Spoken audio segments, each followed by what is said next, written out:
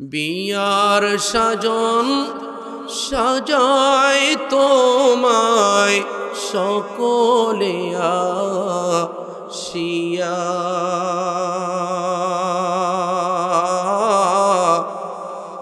বাসর সাজাইতে যায় গো খন্তা কোদাল লইয়া, বাসর সাজাইতে যায় গো খন্তা কোদাল লইয়া। বাবা কান্দে মায়ে কান্দে বুকে ব্যথা লইয়া,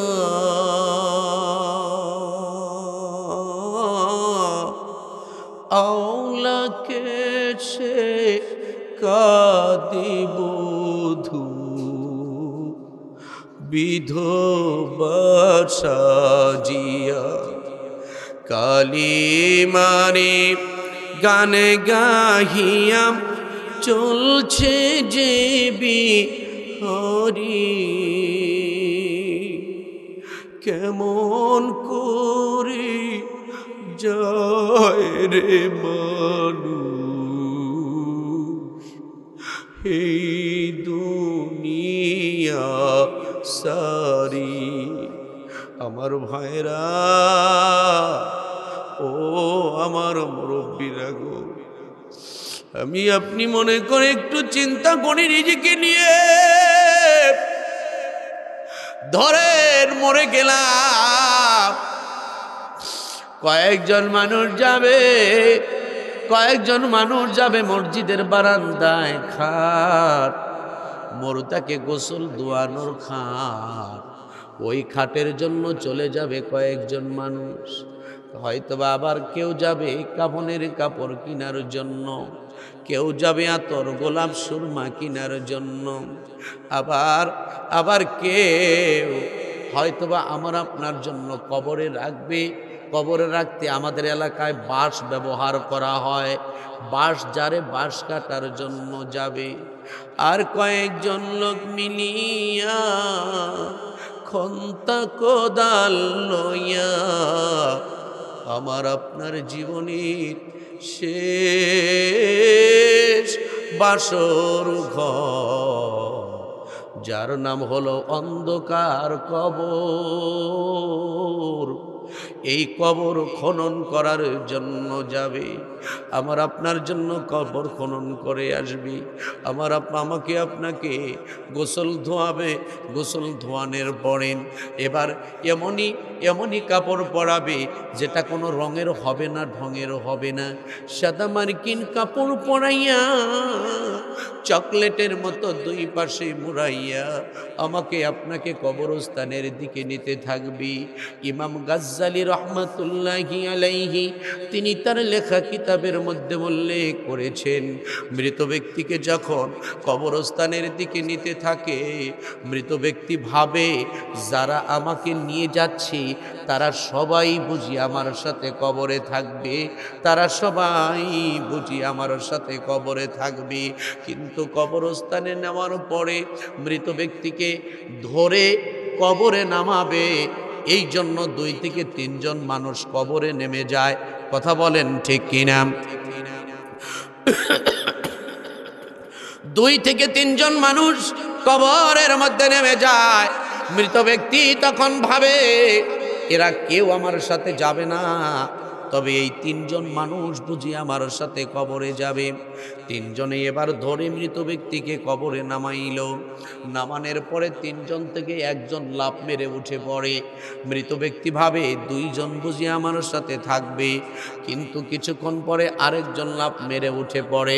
তখন মৃত ব্যক্তি ভাবে 1 জন বুঝি আমার সাথে থাকবে।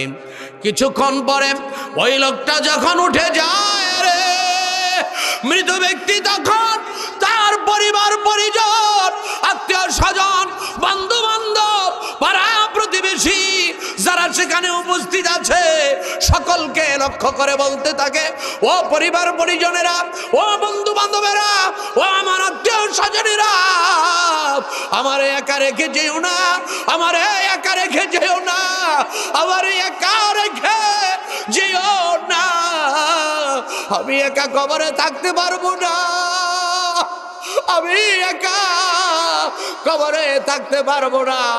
মৃত ব্যক্তি সন্তানদেরকে ডেকে ডেকে যেন বলে, ও সন্তানেরা রে, নিজে না খেয়ে তোমাদেরকে খাওয়াইছি, নিজে কম দামা জামা কাপড় ব্যবহার করেছি, কিন্তু তোমাদের জন্য দামি দামি জামা কাপড় কিনে দিয়েছি, দামি দামি জুতো কিনে দিয়েছি, নিজে অনেক কষ্ট করেছি, কিন্তু তোমাদের কোনো চাহিদা আমি অপূর্ণ রাখি নাই। ও সন্তানেরা, আজকে আমারে একা রেখে যেও না, আমারে একা রেখে যেও না, আমি একা কিন্তু কবরে থাকতে পারবো না। আমরা তখন কবরের মধ্যে 3 মুষ্টি মাটি দেই। 3 মুষ্টি মাটি দেওয়ার সময় দোয়া পড়ি। এটা কিন্তু দোয়া না, এটা হলো সরাসরি কোরআনের আয়াত। কথা বলেন ঠিক কিনা? প্রথম মুষ্টি মাটি দেওয়ার সময় বলেন, মিনহা খালাকনাকুম। ও আল্লাহর বান্দা, ও আল্লাহর বান্দি, কেন তুমি এই কবরে থাকতে চাচ্ছ না? কেন তুমি এই কবরে থাকতে চাচ্ছ না? মিনহা খালাকনাকুম, আল্লাহ তাআলা তো তোমাকে এই মাটি হইতে বানাইছেন। ওয়াফিহা নুইদুকুম, এই মাটির মধ্যে তোমাকে ঘুমিয়ে যেতে হবে, এই মাটির মধ্যে তোমাকে মিশে যেতে হবে। ওয়া মিনহা নুখরিজুকুম তারাতান উখরা। ও আল্লাহর বান্দা, ও আল্লাহর বান্দি, মনে রাখিও, মনে রাখিও রে, একদিন তোমারে এই মাটি হইতে উঠাইবে, আর তোমার জীবনের সকল কর্ম সম্পর্কে আল্লাহর কাছে জবাবদিহিতা করতে হবে। কথা বলেন ঠিক কিনা? ভাইরা রে আমার, তাহলে বোঝা যাচ্ছে আমাদের আসল ঠিকানা হলো কবর। কথা বলেন, আমাদের আসল ঠিকানা হলো কবর। এই কবরটা সুন্দর বানানোর দরকার আছে না নাই? আওয়াজ দিয়া বলেন, আছে না নাই? ইরশাদ হচ্ছে, মহান আল্লাহ বলেন, আমি মানুষ এবং জিন জাতি, এই 2টা জাতিকে একমাত্র আমি আল্লাহর ইবাদতের জন্য বানিয়েছি। বলুন না সুবহানাল্লাহ। সম্মানিত সুধী, সম্মানিত উপস্থিতি, আল্লাহ তাআলা জিন এবং ইনসান, জিন এবং মানুষ, এই 2টি জাতিকে আল্লাহ তাআলার ইবাদতের জন্য বানিয়েছেন। আমাদের বাদে আর একটা জাতি আছে যার নাম হলো জিন জাতি। কথা কন ঠিক কিনা? আমরা আজকে মানব জাতির সম্পর্কে আলোচনা করব। আল্লাহ তাআলা এই পৃথিবীর মধ্যে যতগুলো জাতি সৃষ্টি করেছেন, এই পৃথিবীর মধ্যে যত কিছু সৃষ্টি করেছেন, সমস্ত কিছুর মধ্যে আল্লাহ মানুষকে সর্বশ্রেষ্ঠ মর্যাদা দান করেছেন। সুবহানাল্লাহ বলেন। আল্লাহ তাআলা মানুষকে সর্বশ্রেষ্ঠ মর্যাদা দান করেছেন। শুধু সর্বশ্রেষ্ঠ মর্যাদাই দান করেন নাই, আল্লাহ তাআলা মানুষকে সবচেয়ে সুন্দর করে বানাইছেন। বলুন না সুবহানাল্লাহ। আল্লাহ তাআলা কোরআনুল কারীমের মধ্যে বলেন, ওয়াত-তিনি ওয়াজ-যাইতুনি ওয়া-তুরি সিনিনা ওয়া হাযাল বালাদিল আমিন লাকাদ খালাকনাল ইনসানা ফি আহসানি তাকওয়ীম। আল্লাহ রাব্বুল আলামিন বলেন, ওয়াত-তিন, তিনের কসম, ওয়াজ-যাইতুন, জয়তুনের কসম, ওয়া-তুরি সিনিন, পবিত্র সিনাই পর্বতের কসম, ওয়া হাযাল বালাদিল আমিন, পবিত্র মক্কা নগরীর কসম। কসম খেয়েছেন কয়টি? আওয়াজ দিয়ে বলুন, কয়টি? 4টি জিনিসের কসম করে আমার আল্লাহ বলেন, লাকাদ খালাকনাল ইনসানা ফি আহসানি তাকওয়ীম।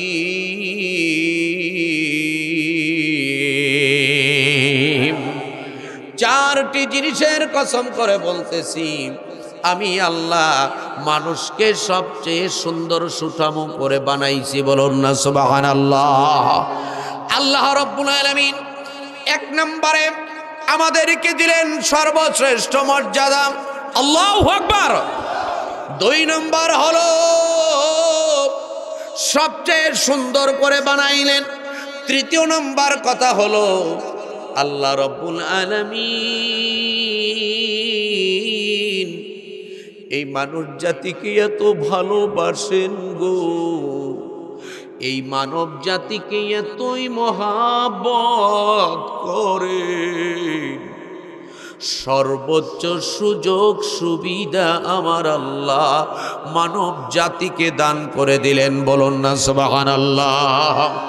ওরে ভূমণ্ডল আর নবমণ্ডল করিয়া সৃজন, মানুষকে সবার উপর দিলেন পজিশন, মানুষকে সবার উপর দিলেন পজিশন।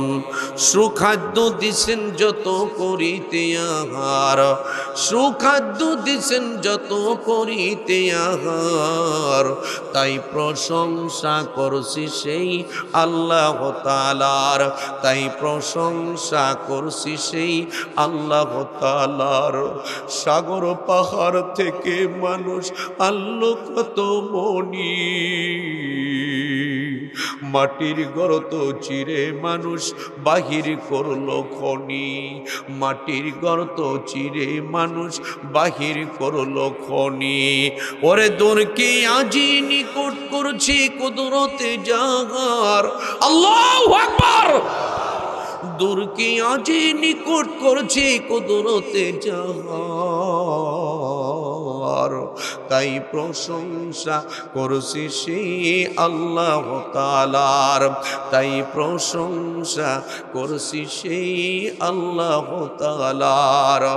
তৃপ্ত মিষ্ট ঝাল মশালার মধু আর চিনি, মাছ মাংস ফলমূল যে কতই দিলেন তিনি, কথা কোন ঠিক কিনা? তৃপ্ত মিষ্ট ঝাল মশালার মধু আর চিনি, মাছ মাংস ফলমূল যে কতই দিলেন তিনি, উদ্দেশ্য শুধুমাত্র বন্দেগী তাহার, ঠিক কিনা? উদ্দেশ্য শুধুমাত্র বন্দেগী তাহার, তাই প্রশংসা করছি সেই আল্লাহ তাআলার, তাই প্রশংসা করছি সেই আল্লাহ তাআলার। Every man should have an aim in every work. Without it he cannot prosper in the battle of life. প্রত্যেক মানুষের প্রত্যেকটি কাজের একটি করে উদ্দেশ্য আছে। উদ্দেশ্য ছাড়া মানুষ যদি কোনো কাজ করে সে তার জীবন যুদ্ধে জয়লাভ করতে পারে না। কথা বলেন ঠিক কিনা? আমার আল্লাহ রাব্বুল আলামিন, আমার আল্লাহ রাব্বুল আলামিন আমাদেরকে যে সর্বশ্রেষ্ঠ মর্যাদা দিলেন, সবচেয়ে সুন্দর করে বানাইলেন। শুধু সুন্দর করে বানাইলেন না, আমাদের জন্য কত সুযোগ সুবিধার ব্যবস্থা করে দিলেন। পৃথিবীর সমস্ত কিছুই যেন আল্লাহ আমাদের জন্য বানাইলেন। আল্লাহ তাআলা এত কিছু দিলেন, এত কিছু দিলেন। আমার আল্লাহর উদ্দেশ্য আছে না নাই? জোরে বলুন, আছে না নাই? আল্লাহ রাব্বুল আলামিন তাই তো কুরআনুল কারীমের মধ্যে বলেন, ওয়া মা খালাকাতুল জিন্না ওয়াল ইনসা ইল্লা লিয়াবুদুন।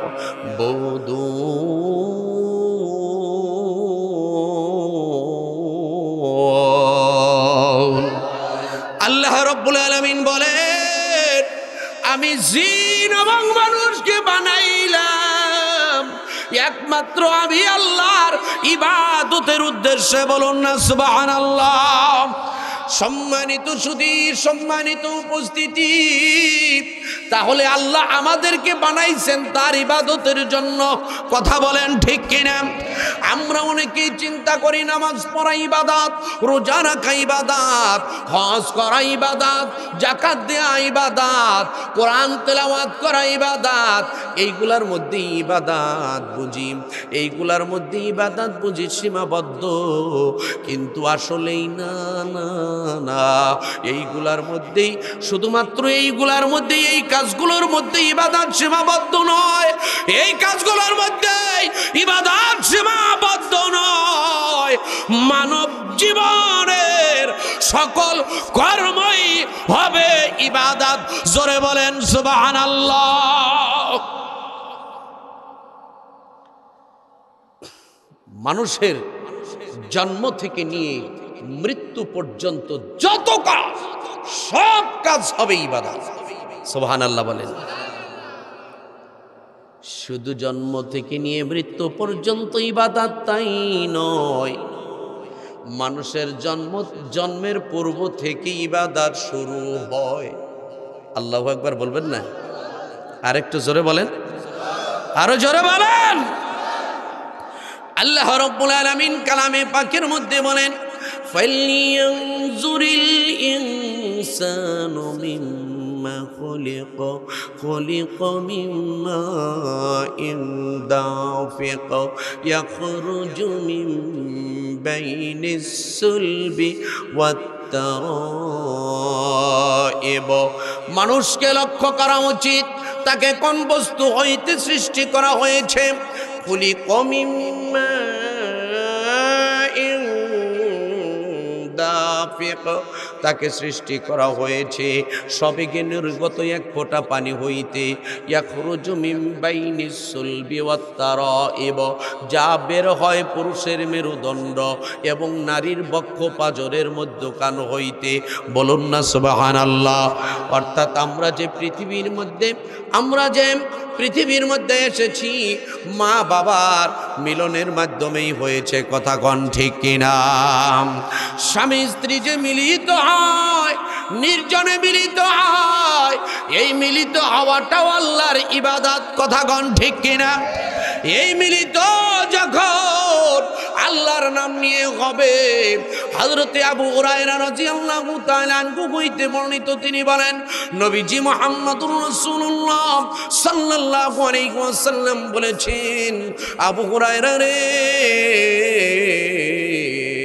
যখন তুমি তোমার স্ত্রীর সাথে মিলিত হইবে, তখন তুমি আল্লাহর নাম নিয়ে মিলিত হইবে, বিসমিল্লাহির রহমানির রহিম বলে মিলিত হইবে।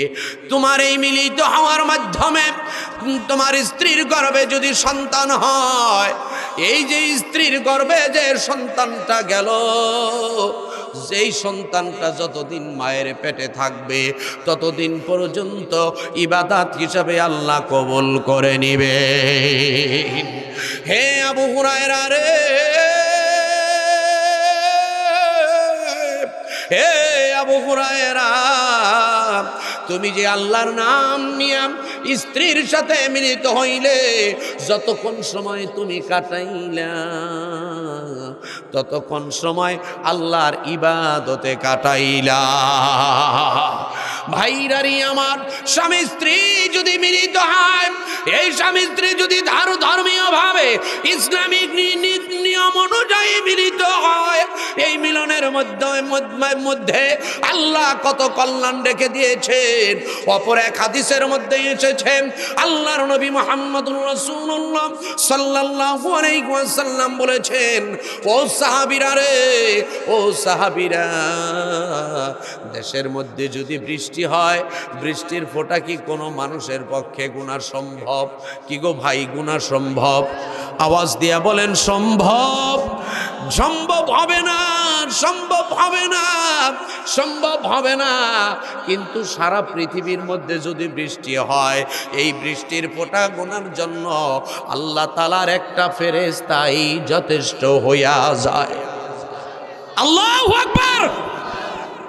নবীজি মুহাম্মদুর রাসূলুল্লাহ সাল্লাল্লাহু আলাইহি ওয়াসাল্লাম বলেন, হে সাহাবীরা রে, সারা পৃথিবীর মধ্যে যদি বৃষ্টি হয়, এই বৃষ্টির ফোঁটা গোনার জন্য একটা ফেরেশতাই যথেষ্ট হয়ে যায়।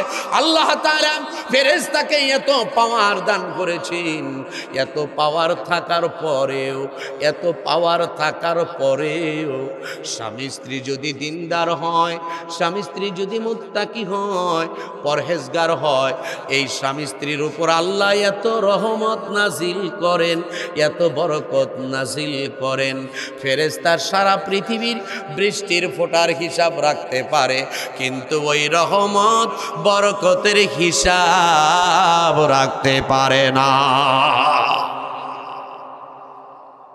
তাহলে স্বামী স্ত্রী মিলিত হওয়া ইবাদত, কথাগণ ঠিক কিনা? ভাইরা রে আমার, এবার সন্তান মায়ের পেটে এসেছে, মায়ের পেটে থাকার পর মা যদি কোরআন তেলাওয়াত করে, সন্তান তেলাওয়াত শুনে, কথাগণ ঠিক কিনা? মা যদি নামাজ পড়ে, এই নামাজের অংশটা সন্তানের মধ্যেও ভাগাভাগি হয়ে যায়, বলুন না সুবহানাল্লাহ।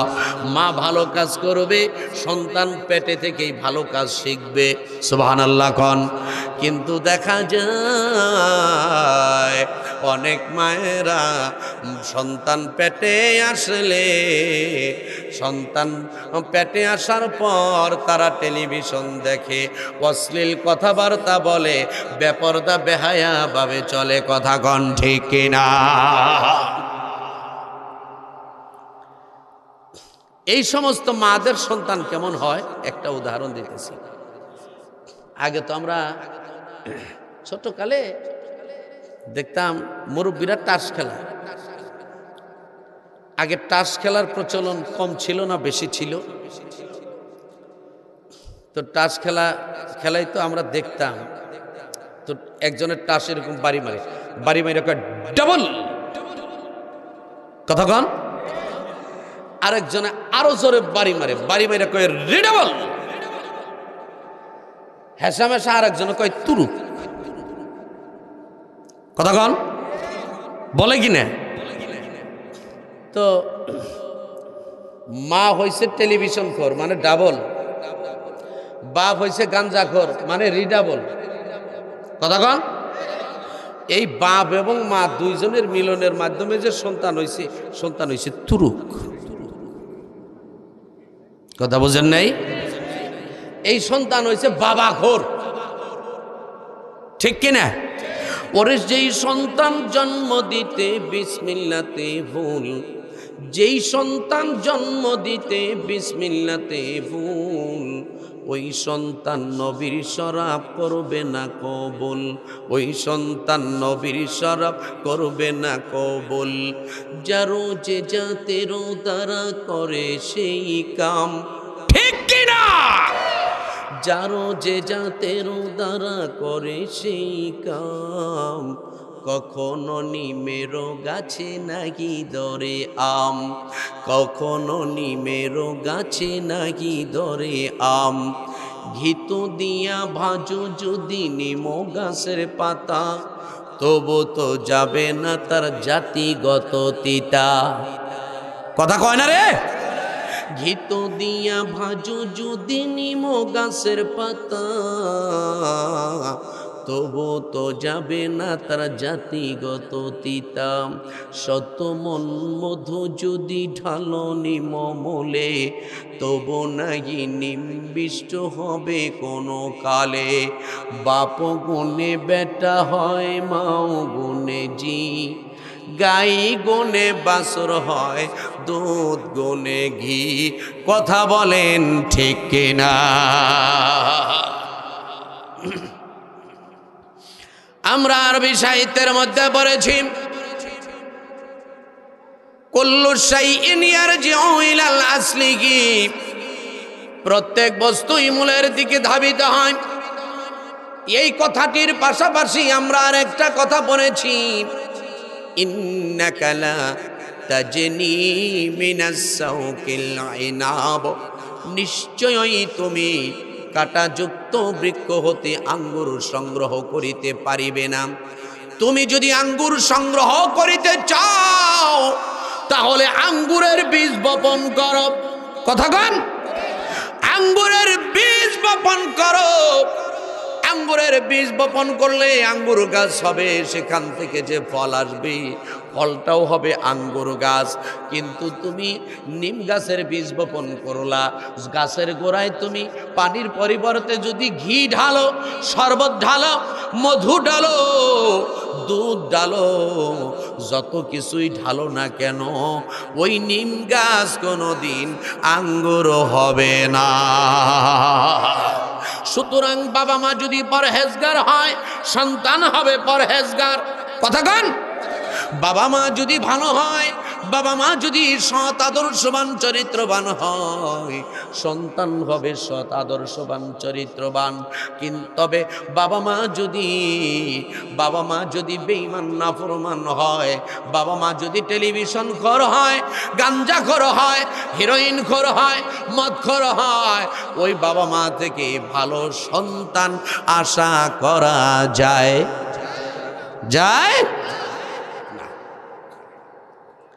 ভাইরা রে আমার, তাহলে আমি এখান থেকে আপনাদেরকে একটা মেসেজ দিয়ে দিলাম, সেটা হলো বাবা মা যদি দিনদার হয় সন্তান হবে দিনদার। কথা কন, সন্তান পৃথিবীতে আসলো, আগমন করলো, জন্মগ্রহণ করার পরে সন্তানের ডান কানে আজান দেয়া হলো, বাম কানে ইকামত দেয়া হলো। কথা কন ঠিক কিনা? আজান ইকামত দেওয়ার মাধ্যমে সন্তানের পৃথিবীতে ইবাদত যেন শুরু হয়ে যায়। সুবহানাল্লাহ। ভাইরারি আমার, আমরা টয়লেটে যাই, টয়লেট করা ইবাদত। সুবহানাল্লাহ বলবেন না? একটু আওয়াজ দিয়ে বলেন সুবহানাল্লাহ। আর একটু জোরে বলেন। টয়লেট করতে যাব, টয়লেট করাটাও হবে ইবাদত যদি সেই টয়লেট করা হয় নবীর তরিকায়। কথা বলেন, নবীজির তরিকা টয়লেট করার মধ্যে আছে না নাই? আওয়াজ দিয়ে বলেন আছে না নাই?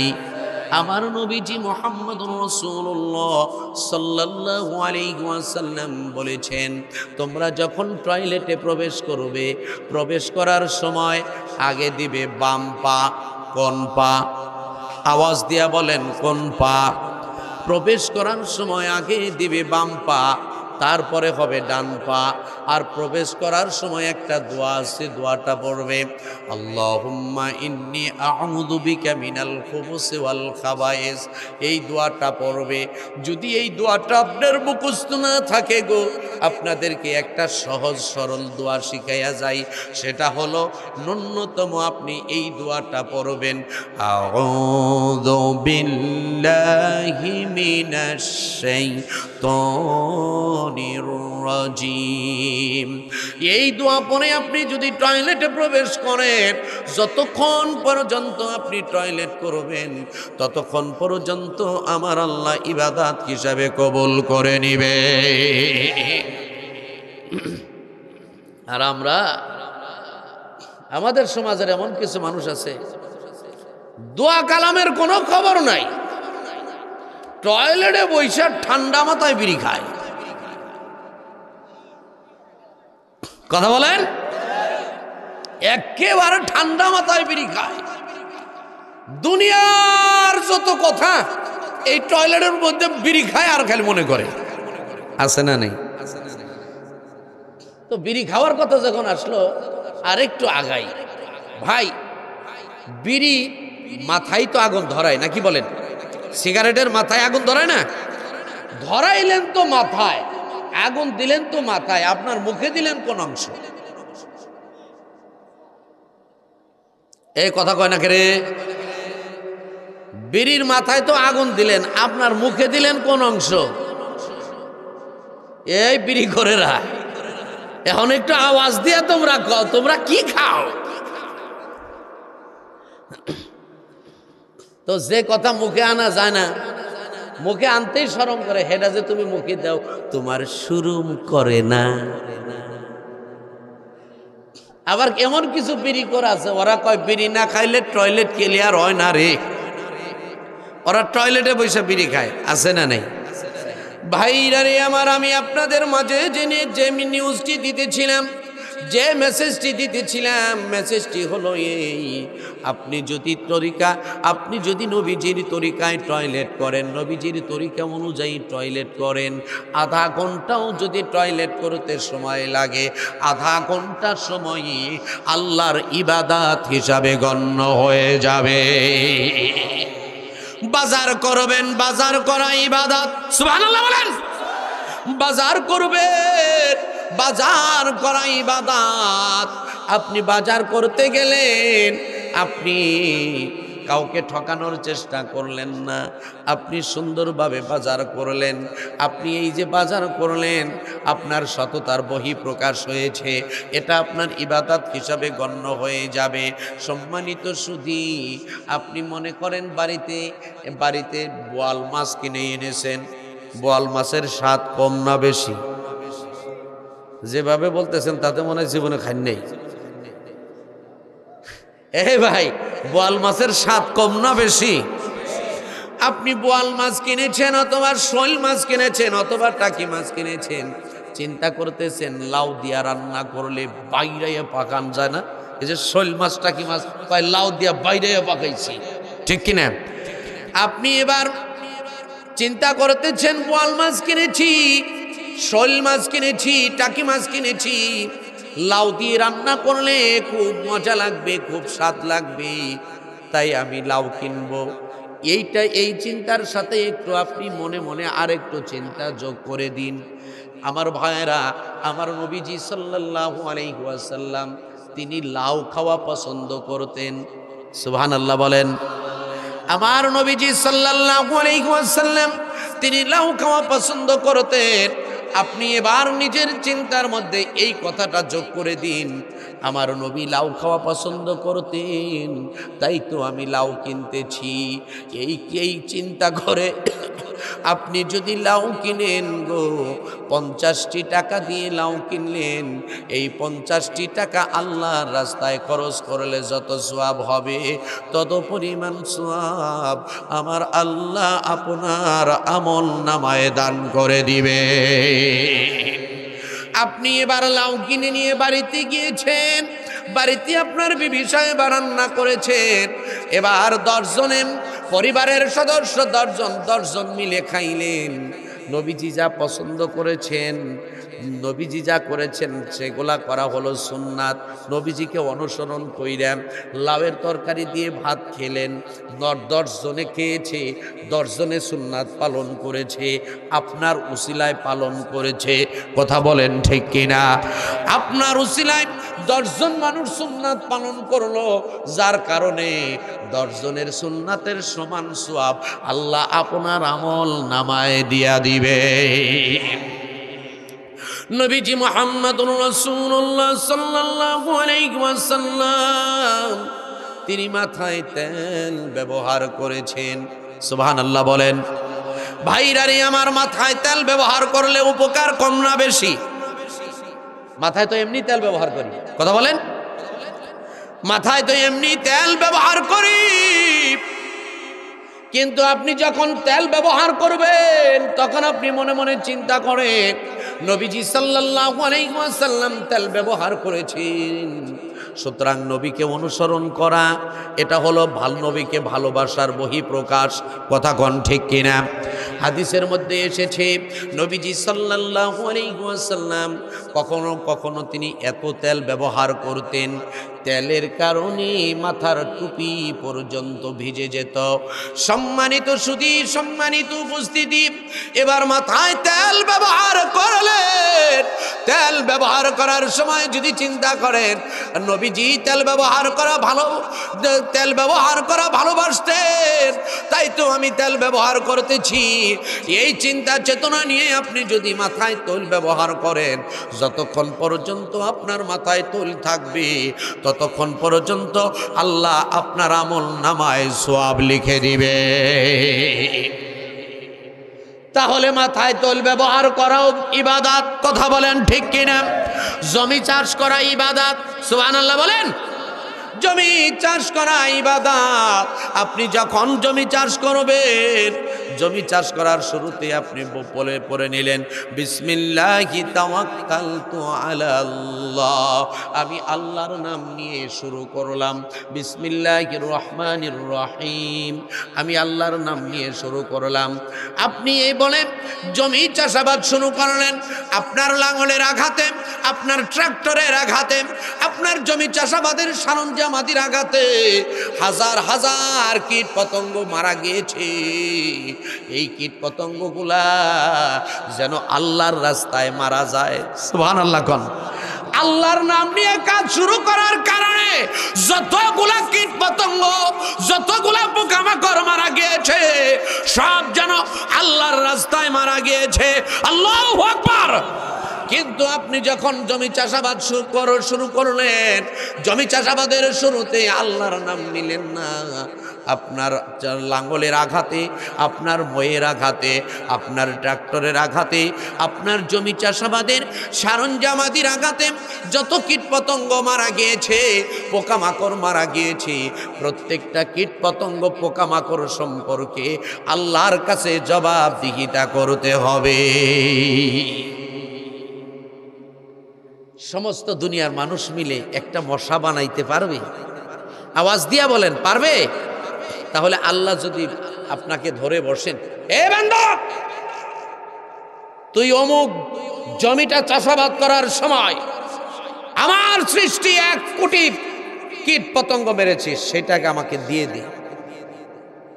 ক্ষমতা আছে? আর যদি আল্লাহর নাম নিয়ে জমি চাষাবাদ করেন, কোনো হিসাব নেই। বলুন না সুবহানাল্লাহ। আপনি জমি চাষাবাদ করবেন, মনের মধ্যে আল্লাহর ভয় থাকতে হবে, মনের মধ্যে চিন্তা থাকতে হবে, অন্যের জমি যেন আমার নিজের দখলে না আসে। কথা বলেন ঠিক কিনা? কিন্তু আমাদের সমাজের এক শ্রেণীর মানুষ, যেই মানুষগুলা অন্যের জমি নিজের দখলে আনার জন্য বারবার চেষ্টা করে, খালি ক্ষেতের আইল সাটে, জমির আইল সাটে। কথা কন ঠিক কিনা? তুমি তোমার জমি চাষাবাদের সময় চিন্তা করলাম অন্যের জমি কিছুটা তোমার অংশে, কিছুটা তোমার অংশে আনার চিন্তা করলা। এবার জমি চাষাবাদ করলেন, যেই জায়গায় ধান 20 মণ হওয়ার কথা, ওই জায়গায় 20 মণ 10 কেজি ধান হয়েছে, অর্থাৎ অন্যের জমির ধান 10 কেজি হয়েছে। ভাইরারি আমার, সুন্দর করে একটা উদাহরণ দিয়ে বুঝাইয়া যায়, তোমার এই 20 মণ ধানের সাথে অন্যের জমির 10 কেজি ধান মিশ্রিত হইল। এই মিশ্রিত হওয়ার কারণে তোমার ধানের অবস্থা কেমন হবে? সুন্দর একটা উদাহরণ দিয়ে বুঝাইয়া যায়। ভাইরারি আমার, গণিতের একটা বীজগণিতের একটা সূত্র হলো প্লাসে মাইনাসে মাইনাস, প্লাসে মাইনাসে মাইনাস, অর্থাৎ প্লাস এবং মাইনাস দুইটা যদি একত্রিত হয়, একত্রিত হয়ে পরিপূর্ণ রূপ হয় মাইনাস। অর্থাৎ ভালো এবং মন্দ দুইটা জিনিস একত্রিত হইলে পুরাটাই মন্দ হয়। কতক্ষণ? তেমনই ভাবে আপনার 10 কেজি হারাম, 20 মণ হালাল। এই 10 কেজি হালাল এবং 20 মণ হারাম দুইটা মিলে যখন একত্র হলো, পুরাটাই হারাম হলো। কথা কন ঠিক কিনা? এই হারাম খেয়ে আপনি ইবাদত করবেন, আপনি নামাজ পড়বেন, আপনার নামাজ হবে না। কথা বলেন। হারাম খেয়ে আপনি হজ করবেন, আপনার হজ হবে না। হারাম খেয়ে আপনি যাই করুন না কেন, এই ইবাদত আল্লাহর দরবারে কবুল হবে না। কথা কন ঠিক কিনা? ইবাদত কবুল হওয়ার জন্য অন্যতম শর্ত হলো হালাল খাবার খাওয়া। কথা বলেন ঠিক কিনা? সুতরাং ভাইরানি আমার, জমি চাষাবাদ করার ক্ষেত্রে আল্লাহর ভয় রাখতে হবে। কথা কন। জমি চাষাবাদ করার ক্ষেত্রে আল্লাহর ভয় রাখতে হবে। ভাইরানি আমার, আল্লাহর ভয় নিয়ে তুমি যদি জমি চাষাবাদ করো, তাহলে তোমার জমি চাষাবাদই হবে ইবাদত। সুবহানাল্লাহ বলেন। তুমি রাজনীতি করবা,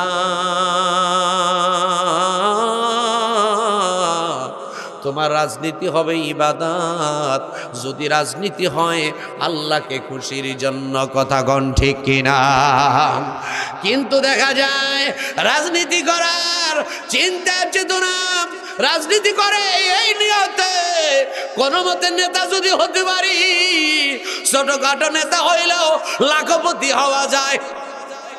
এই কথা বল, ছোটখাটো নেতা হইলে লাখপতি হওয়া যায়, মাঝারি পর্যায়ের নেতা হইলে কোটিপতি হওয়া যায়, আর ভালো একটা নেতা হইলে হাজার হাজার কোটি টাকা মাইরা খাওয়া যায়। এই রকম চিন্তা চেতনা নিয়ে তুমি যদি রাজনীতি করো গো, তোমার রাজনীতি ইবাদত হবে না, তোমার জীবনটাই বরবাদ হয়ে যাবে। তোমার জীবনের সমস্ত কর্ম সম্পর্কে আল্লাহর কাছে জবাবদিহিতা করতে হবে। কথা কোন ঠিক কিনা? আর তুমি যদি রাজনীতি করো আল্লাহকে খুশি করার জন্য, রাজনীতি কোরআনে আছে না নাই? অনেকেই বলে এই হুজুর ভালো না, হুজুর রাজনীতির কথা বলে কিনা? আওয়াজ দিয়ে বলেন, বলে কিনা? হুজুর এইটা ভালো না, হুজুর শুধু রাজনীতির কথা বলে। ভাইরারি আমার, এখন আপনাদের সাথে আমার একটা কথা, সেটা হলো এই সর্বযুগের সর্বকালের সর্বশ্রেষ্ঠ মহামানব নবী মুহাম্মদুর রাসূলুল্লাহ সাল্লাল্লাহু আলাইহি ওয়াসাল্লাম, তিনি ছিলেন রাষ্ট্রপ্রধান। সুবহানাল্লাহ বলবেন না? তিনি ছিলেন রাষ্ট্রপ্রধান। একদিন নয়, 2 দিন নয়, 10 বছর রাষ্ট্র পরিচালনা করেছেন। আল্লাহু আকবার। 10 বছর রাষ্ট্র পরিচালনা করেছেন নবীজি সাল্লাল্লাহু আলাইহি ওয়াসাল্লামের 1 নম্বর খলিফা হযরত আবু বকর সিদ্দিক রাদিয়াল্লাহু তাআলা আনহু, তিনি রাষ্ট্রপ্রধান ছিলেন।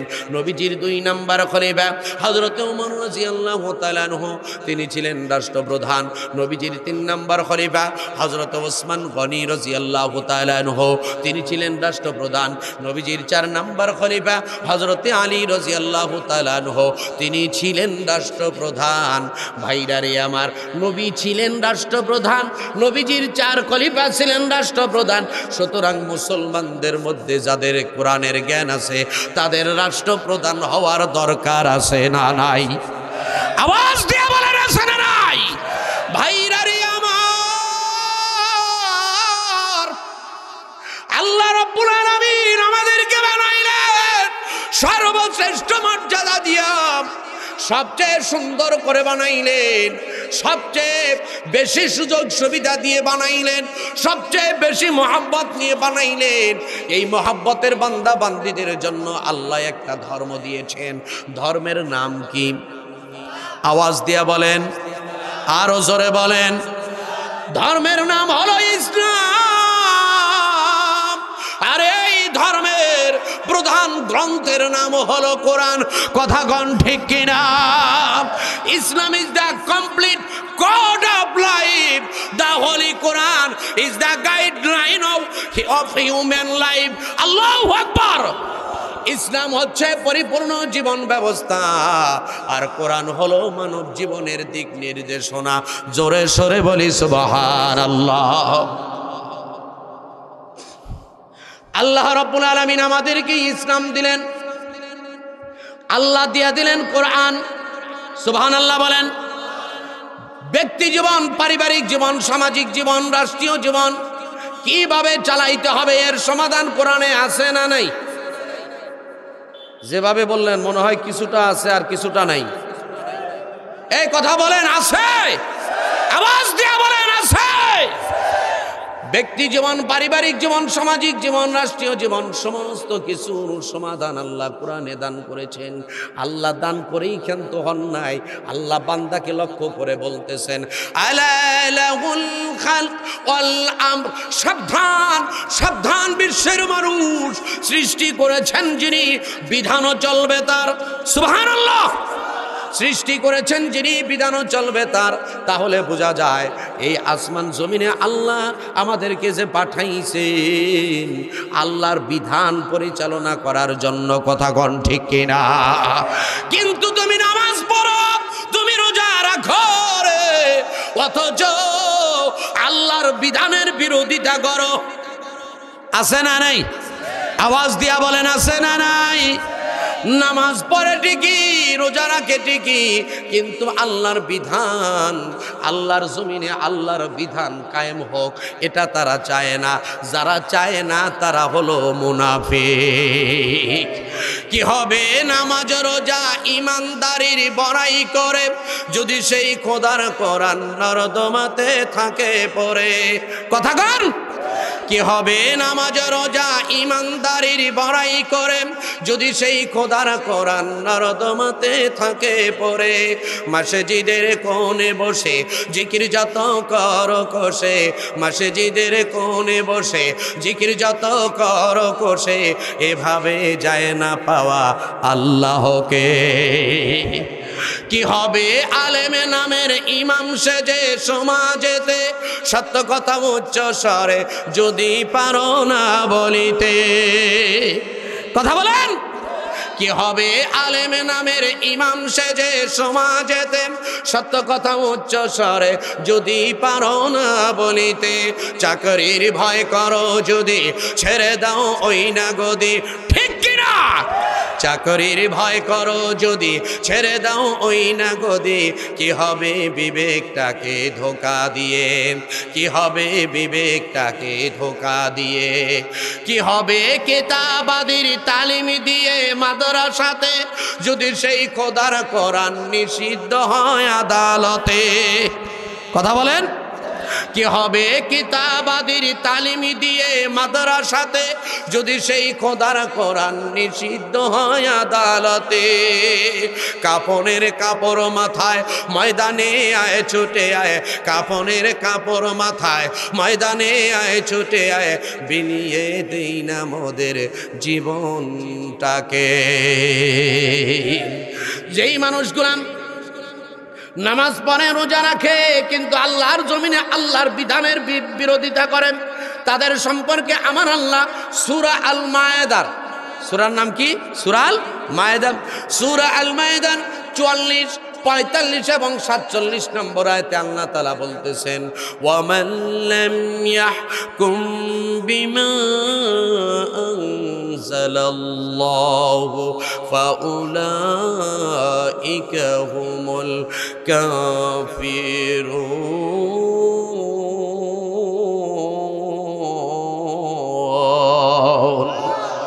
আল্লাহ তাআলা বলেন, আমি আল্লাহর বিধান মতো যারা তাদের ব্যক্তি জীবন চালাতে চায় না, ব্যক্তি জীবন, পারিবারিক জীবন, সামাজিক জীবন, রাষ্ট্রীয় জীবন চালাতে চায় না, চালানোর চেষ্টা করে না, চালানোর পক্ষে থাকে না, ফাউলাইকা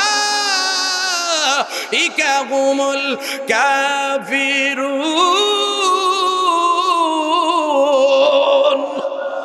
আল্লাহ তাআলা বলেন ওই মানুষগুলাই হলো কাফের। মানুষগুলা কি? আওয়াজ দিয়া বলেন।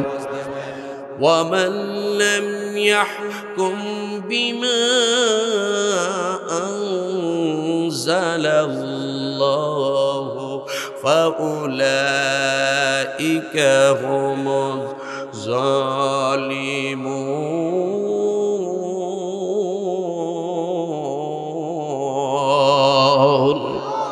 আল্লাহ তাআলা বলেন আমি আল্লাহর বিধান মতো যারা ব্যক্তি জীবন, পারিবারিক জীবন, সামাজিক জীবন, রাষ্ট্রীয় জীবন চালায় না, চালানোর চেষ্টা করে না, চালানোর পক্ষে থাকে না, ফাউলাইকা হুমুজ জালিমুন, ওই মানুষগুলাই হলো জালেম। অপর আয়াতে আল্লাহ তাআলা বলেন ওয়ামান লাম ইয়াহকুম বিমা আনজালাল্লাহু ফাউলাইকা হুমুল ফাসিকুন।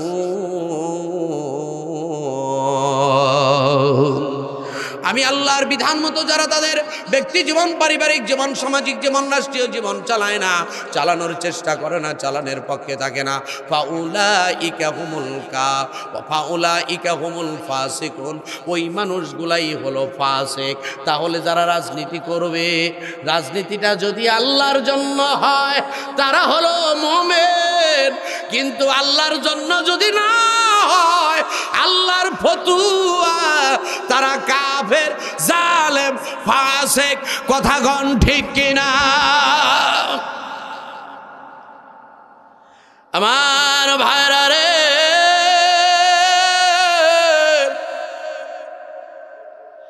আমার আলোচনার বিষয় হলো সব কাজে ইবাদত। সুবহানাল্লাহ বলেন। ব্যবসা বাণিজ্য করবেন, ব্যবসা বাণিজ্য হলো ইবাদত। সুবহানাল্লাহ কোন। আল্লাহর নবী মুহাম্মদুর রাসূলুল্লাহ সাল্লাল্লাহু আলাইহি ওয়াসাল্লাম বলেছেন, আত-তুজ্জারু ইয়াহশুরুনা ইয়াওমাল কিয়ামাতি ফুজ্জারান ইল্লা মান ইত্তাকা ওয়া বাররা ওয়া সাদাকা। আল্লাহর নবী বলেন, হাশরের মাঠে সমস্ত ব্যবসায়ীরা ক্ষতিগ্রস্ত হিসাবে উদিত হইবে, ক্ষতিগ্রস্ত হিসাবে তারা দাঁড়াবে। ইল্লা, কিন্তু ওই সকল মানুষগুলা ব্যতীত, মানিত্তাকা ওয়া বাররা ওয়া সাদাকা, ওই সকল ব্যবসায়ীরা ব্যতীত যারা ব্যবসার ক্ষেত্রে আল্লাহর ভয় অর্জন করেছে, ব্যবসার ক্ষেত্রে আল্লাহকে ভয় করেছে, সত্য কথা বলেছে, সততার সাথে চলেছে। বলুন না সুবহানাল্লাহ। অপর হাদিসের মধ্যে আল্লাহর নবী মুহাম্মদুর রাসূলুল্লাহ সাল্লাল্লাহু আলাইহি ওয়াসাল্লাম বলেছেন, যেই ব্যবসায়ীরা সৎভাবে ব্যবসা করবে ওই মানুষগুলাকে আল্লাহ তাআলা শহীদের মর্যাদা দান করে দিবে। তাহলে ব্যবসা করাও হলো ইবাদত। কথা কোন ঠিক কিনা? সম্মানিত সুধী, সম্মানিত উপস্থিতি, আমাদের সমস্ত কর্মই হবে ইবাদত যদি আল্লাহর বিধান অনুযায়ী হয়, নবীর তরিকা অনুযায়ী হয়। কথা কোন ঠিক কিনা? ভাইরারি আমার,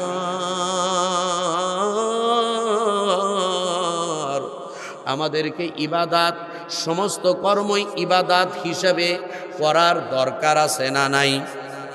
আওয়াজ দিয়া বলেন, আছে না নাই? ইবাদত হিসাবে যদি সমস্ত কর্ম আল্লাহর কাছে উপস্থাপন করতে পারো, তাহলে তোমার জন্য আল্লাহ পুরস্কার রেখেছেন। আল্লাহ তাআলা কুরআনুল কারীমের মধ্যে বলেন, ইন্নাল্লাযীনা আমানু ওয়া আমিলুস সালিহাতি লাহুম জান্নাতুন তাজরি মিন তাহতিহাল আনহার যালিকাল ফাউজুল কাবীর।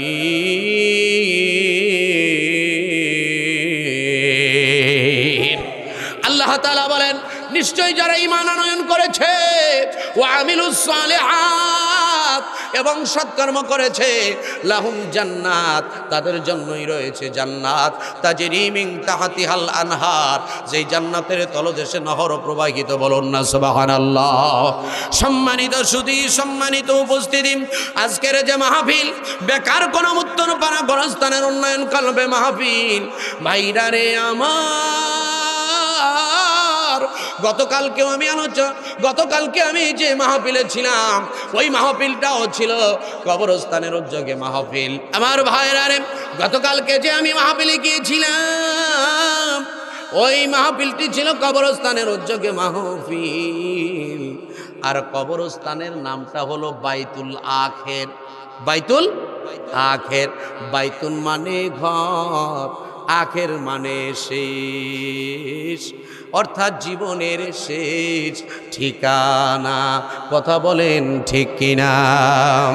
আমরা এই দুনিয়ার মধ্যে যারা জন্মগ্রহণ করেছি, আমাদের মৃত্যুবরণ করতে হবে কি হবে না? আওয়াজ দিয়া বলেন, হবে কি হবে না? আমার ভাইরা রে, আমরা ইসলাম ধর্মের রীতিনীতি অনুযায়ী আমরা যখন জন্মগ্রহণ করি, ডান কানে আজান দেয়া হয়, বাম কানে ইকামাত দেওয়া হয়, কিন্তু নামাজ পড়া হয় না। কথা কোন ঠিক কিনা? এই নামাজটা হবে সেই সময় গো, যেদিন তুমি ভবে থাকবে না, যেদিন তোমার লাশ থাকবে মুসল্লিদের সামনে। আমার ভাইরা রে, তাহলে আমরা যারা জন্ম নিয়েছি, মৃত্যুবরণ আমাদেরকে করতেই হবে। আল্লাহ তাআলা কুরআনুল কারীমের মধ্যে বলেন, ওয়ালা তামুতুন্না ইল্লা ওয়া আনতুম মুসলিমুন। ও ঈমানদারেরা, তোমরা ততক্ষণ পর্যন্ত মৃত্যুবরণ করিও না যতক্ষণ পর্যন্ত না তোমরা পরিপূর্ণ মুসলমান হও। পরিপূর্ণ মুসলমান না হয়ে আল্লাহ মৃত্যুবরণ করতে না করেছে, কিন্তু ভাই গো, মৃত্যুবরণ না করে তো থাকতে পারবো না, মৃত্যু তো বরণ করতেই হবে। মৃত্যু যেহেতু বরণ করতেই হবে গো, মোমেন মুসলমান হইয়াই মৃত্যু বরণ করতে হবে, তা না হলে কিন্তু কবরে উপায় নাই। কথা বলেন ঠিক কিনা?